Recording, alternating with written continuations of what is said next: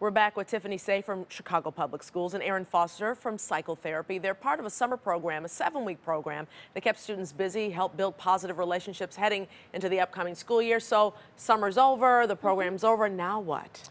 So the Summer Institute is really our intensive approach, and then during the course of the school year, we still connect with those students. So we meet with them after school, and they develop community action plans. So it's really not a, we're going to leave you after this course is over, after this 7 weeks is over. This is really to jumpstart you to do more work in your community. You talk about preventing teenage pregnancy, but it's not only about that, too. And before I go past that and talk about the violence and issues, but have you noticed since the program started in 2011 that the teen pregnancy has gone down in the city? Yes. At the time that we wrote for this particular grant, the teen birth rates were 55 births per 1,000 for teen moms. For teenagers. And so since that time, we've seen a steady decrease. Actually, nationwide, there is a steady decrease. We are part of what is the Office of Adolescent Health's Teen Pregnancy Prevention Initiative study. So we're implementing a program during the course of the school year where we actually do research on.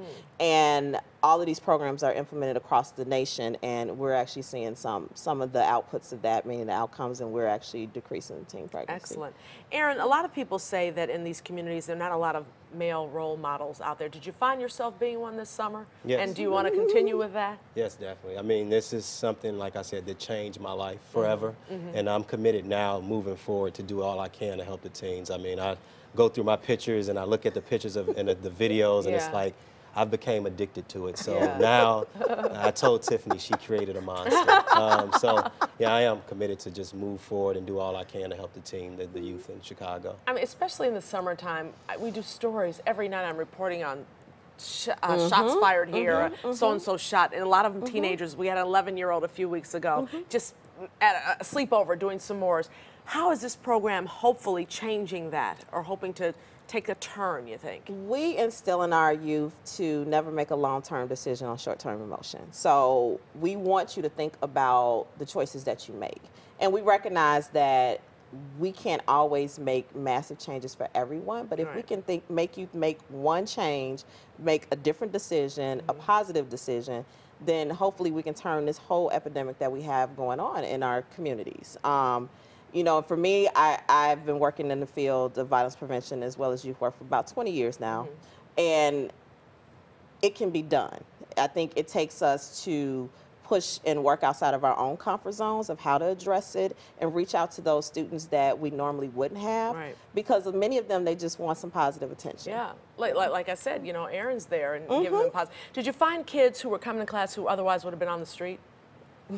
Both of you guys? Absolutely. Yes, Absolutely. And I have a committed team that really stresses to their students how much they need them there in the program. And I think that connection that they build, that they're having these positive adult relationships, that you have somebody that's truly looking forward to seeing you every day, that wants you there, that makes them want to come, because a lot of our students don't feel like they have a sense of purpose in life. And they see that constant every day, knowing that it's always going to be there, and you can always depend on that person. I think that's something that they need to know too. In Amy Rutledge's story, we saw the young lady who said her friend got killed, but she didn't want that to happen to her. And so hopefully by doing programs like this, it'll make a difference. So we go into school now. It's a whole different phase now. Summer's over. What do you tell the kids as they go to school? That you are leaders. You are ambassadors for not only just peer health, but for community health and for positivity. So when I see you, I see my program, and that you represent this program, and that you're representing the fact that we want change. We want change. We want to help more healthy behaviors. We want less violence. We want positive school cultures. We want you to succeed, and you represent that for those students coming behind you. Aaron, did you see where kids who would not have stayed in school will now after going through a program like this? Yes. Really, I mean, when I talk to the kids and I say, so how did you like spin? I did a poll before every class. Anybody in here ever taken a spin class? No one ever taken a spin class. And then halfway through the class, who likes spin? Who loves spin? Who wants to do spin again? And everybody said yes. And I said, hey, do good in school, do right in school, and you might see me again. I can come back, because now that I have my pop-up business, I can go to a classroom and turn it into a spin studio. So just giving them that hope and that sense of, you know, if I do the right thing, there can be good things. And I wasn't exposed to spin until I was in my 30s, and now they're being exposed to it at this young age, and it's the sky's the limits for them. Making positive influences. Good job, both of you. Thank you. Thank you. Applause.